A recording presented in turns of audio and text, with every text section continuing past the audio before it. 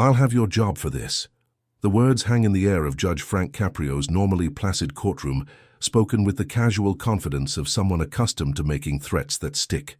Ethan Maxwell Harrison, son of Maxwell Harrison III, founding partner of Harrison Blackwell and Associates, the most powerful law firm in Rhode Island, stands before the bench with the relaxed posture of someone visiting a familiar family friend rather than facing serious charges. At 24, Ethan has his father's chiseled jawline, his mother's piercing blue eyes, and the unmistakable air of someone who has never faced consequences he couldn't negotiate his way out of. His tailored navy suit probably costs more than what most people in the courtroom earn in a week. His leather briefcase, a graduation gift from Harvard Law, sits beside him, emblazoned with his monogrammed initials. The young police officer who just testified, Officer James Sullivan, barely older than Ethan himself, stands rigid, his face professionally neutral despite the threat. After all, this isn't the first time a Harrison has attempted to intimidate him.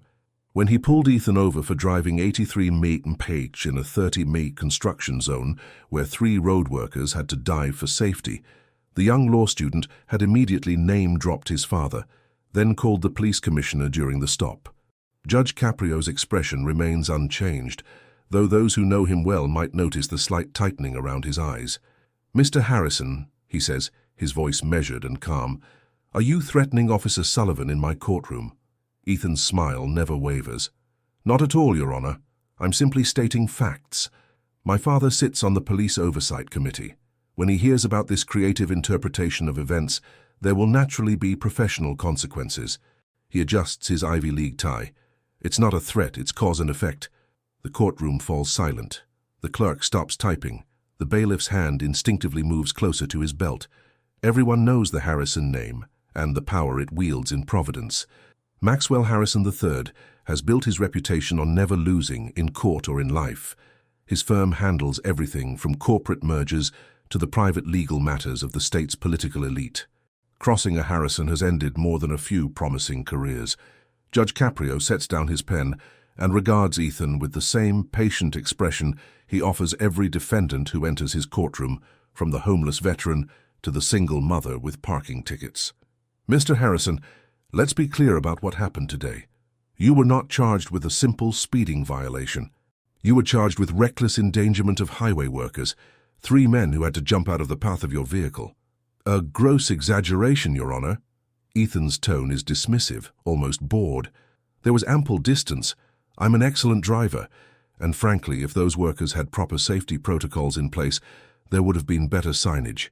He glances at his watch, a graduation gift from his godfather, the state attorney general. "Now, I appreciate the court's time, but I have moot court in 40 minutes. What's the fine? My father's firm has an account for these matters." The gallery stirs uneasily. Judge Caprio, known throughout Providence for his compassion and fairness, studies the young man before him. "Mr. Harrison, do you understand that your actions could have killed those workers?" "But they didn't," Ethan counters smoothly. "No harm, no foul. That's the law, isn't it?" His smile turns faintly condescending. "Attempted harm without actual damage is a minor infraction at best. First-year law school basics." Judge Caprio's expression doesn't change, but something shifts in the air of the courtroom. A subtle tightening, like the pressure drop before a storm. "Mr. Harrison, I understand you're in law school. 2nd year at Harvard Law, top 5% of my class." The pride in Ethan's voice is unmistakable, as is the implied comparison to Judge Caprio's education at a local state school decades ago. "Then you should understand better than most that the law exists to protect everyone equally." Judge Caprio's voice remains level, but carries a new weight. It protects those highway workers just as much as it protects the son of Maxwell Harrison. For the first time, Ethan's confident smile falters slightly. "Of course, Your Honor. I'm simply saying that the punishment should fit the crime. And since no one was injured—" "Officer Sullivan," Judge Caprio interrupts, turning to the young officer, "do we have the body camera footage from this incident?" Officer Sullivan straightens. "Yes, Your Honor. It's queued up and ready." "Please play it for the court." The courtroom screens flicker to life. The footage shows a clear spring morning, a marked construction zone with bright orange cones and multiple slow 30 mph signs. Three workers in reflective vests are visible, working on patching a section of road. Then a sleek black BMW comes barreling into view, moving at clearly unsafe speed. The workers scatter, one of them stumbling and nearly falling into the adjacent lane where traffic is still moving. The officer's camera captures the car finally pulling over and Ethan stepping out, phone already at his ear. "Do you know who my father is?" The Ethan on screen doesn't wait for a response. "Maxwell Harrison." "Yes, that Maxwell Harrison. I'm on the phone with him right now." The footage continues, showing Ethan's increasingly imperious attitude as he holds his phone out, saying, "My father would like to speak with you." When Officer Sullivan declines and continues writing the citation, Ethan's demeanor turns openly threatening. "You must be new. Ask any cop with more than a month on the force what happens when you mess with a Harrison.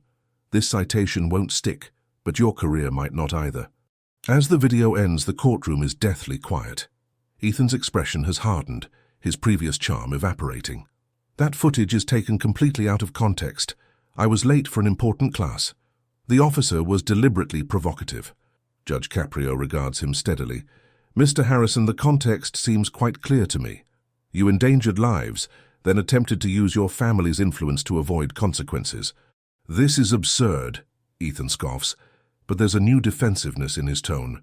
"Everyone speeds through construction zones. The limits are artificially low, and everyone leverages the connections they have. That's how the real world works."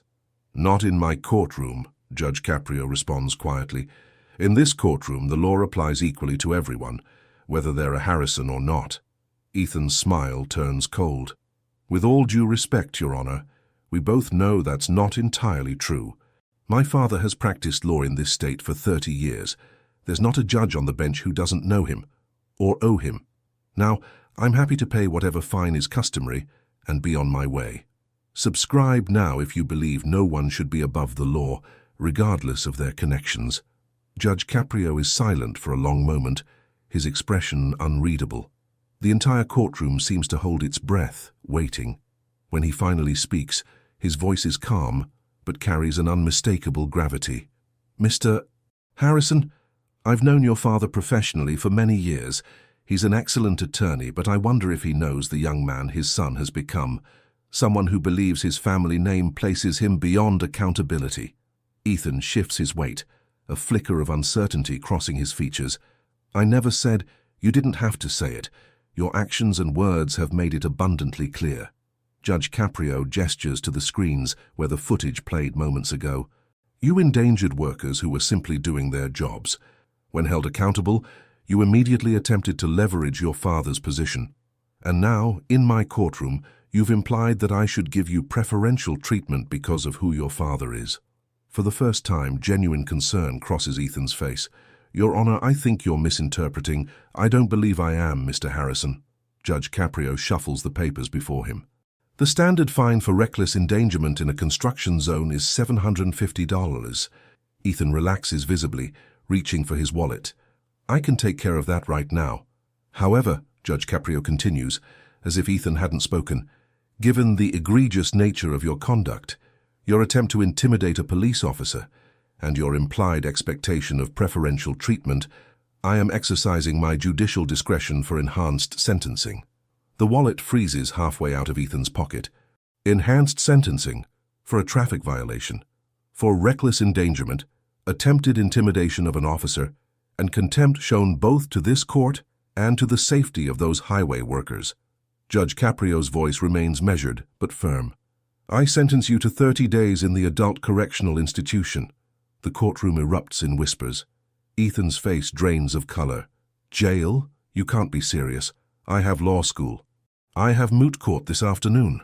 Additionally," Judge Coprio continues implacably, "your license will be suspended for 1 year, and you will complete 500 hours of community service with the Department of Transportation, working alongside the very highway crews your reckless driving endangered." Ethan's stunned expression quickly transforms to anger. "This is judicial overreach. My father will have this overturned before I even reach the detention center." "That is his right," Judge Coprio acknowledges calmly. "But until then you will be taken into custody to begin serving your sentence." As the bailiff approaches, Ethan's composure finally shatters. Do you have any idea what you're doing? My father will destroy your career for this. The Harrison family doesn't forget and we don't forgive. The courtroom falls completely silent at this outburst. Even the court reporter's fingers hover motionless above her keyboard. Judge Coprio regards Ethan with the same steady gaze he's maintained throughout. Mr. Harrison, that threat perfectly illustrates why this sentence is necessary. His voice is quiet, but carries to every corner of the hushed room. You believe your family name places you beyond the reach of justice. It does not in this courtroom. Ethan is nearly shouting now, his face flushed with a rage born of disbelief. You're nothing, a municipal court judge. When my father calls the governor, your father, Judge Coprio interrupts with quiet authority, taught me constitutional law when I was in my first year of law school. Ethan stops mid-sentence, his mouth hanging open. Maxwell Harrison was one of the finest professors I ever had, Judge Coprio continues. He instilled in all his students a profound respect for the equal application of the law. He taught us that true justice is blind to status, wealth, and connection. His gaze hardens. I wonder what that young professor would think of his son using the Harrison name as a weapon to threaten those who would hold him accountable. For the first time, uncertainty and perhaps a flicker of shame crosses Ethan's face. Officer Wilson will escort you to processing, Judge Coprio informs him. I suggest you use your 30 days to reflect on the kind of attorney and man you want to become.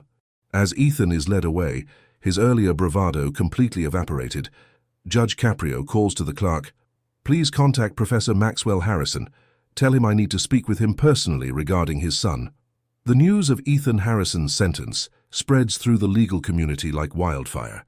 By evening, it's the talk of every law firm in Providence. Maxwell Harrison III, legendary for his courtroom composure, is seen entering the courthouse, his normally impeccable appearance slightly disheveled, his expression grim. He's shown immediately to Judge Coprio's chambers. The door closes behind him. No one knows exactly what is said in that private conversation between the powerful attorney and the municipal court judge who was once his student, but court staff report hearing raised voices at first, followed by long periods of quiet discussion. 2 hours later, Maxwell Harrison emerges. He looks older, wearier, but there's something resolved in his bearing. He walks directly to the court clerk's office and officially withdraws all appeals filed on his son's behalf. 27 days later, a different Ethan Harrison sits across from Judge Coprio for a scheduled review. His tailored suit has been replaced by standard-issue detention center clothing. His carefully styled hair has grown out. The arrogant tilt of his chin is gone. "Mr. Harrison," Judge Coprio begins, "I've received reports about your conduct during detention. Would you like to know what they say?" Ethan nods, eyes downcast. "They say you've been tutoring other inmates in basic legal matters, that you've been helping them understand their rights and responsibilities under the law, that you've shown respect to the officers and staff." Ethan looks up, surprise evident in his expression. "I've also received this," Judge Coprio continues, holding up a letter. "A request from the highway workers you endangered. After learning about your sentence, they've asked me to consider early release for your remaining 3 days. He sets the letter down. "Apparently you wrote to each of them from detention, offering a genuine apology." "It seemed like the right thing to do," Ethan says quietly. Judge Coprio studies him carefully. "Your father visited me the day of your sentencing. Did you know that?" Ethan shakes his head. "He was furious at first. Threatened to have me removed from the bench." A small smile touches Judge Coprio's lips. "Your father can be quite formidable when his family is involved." "What changed his mind?" Ethan asks, genuine curiosity in his voice. "I reminded him of something he taught me many years ago, that the law isn't a weapon for the powerful or a shield for the privileged. It's the foundation upon which a just society stands, and it must apply equally to everyone, or it protects no one." Ethan is silent for a long moment. "He said something similar when he visited me last week, that he'd failed as a father if he'd raised a son who believed the law didn't apply to him." His voice grows quieter. "He said he was proud of you for standing your ground." Judge Coprio nods, satisfied. "I'm granting the worker's request. You'll be released today." He shuffles some papers. "Your community service with the DOT begins next week. I expect you'll bring the same dedication to that work that you've shown these past 27 days." "I will, Your Honor." For the first time, Ethan's voice carries genuine respect, rather than the performative deference he'd shown initially. "And Mr. Harrison?" Judge Coprio looks at him over his reading glasses. "When you return to law school, remember this experience. The law is only as just as those who practice it." 6 months later, the local news runs a feature on a new legal clinic operating out of the state university. It provides free representation to construction and highway workers injured on the job.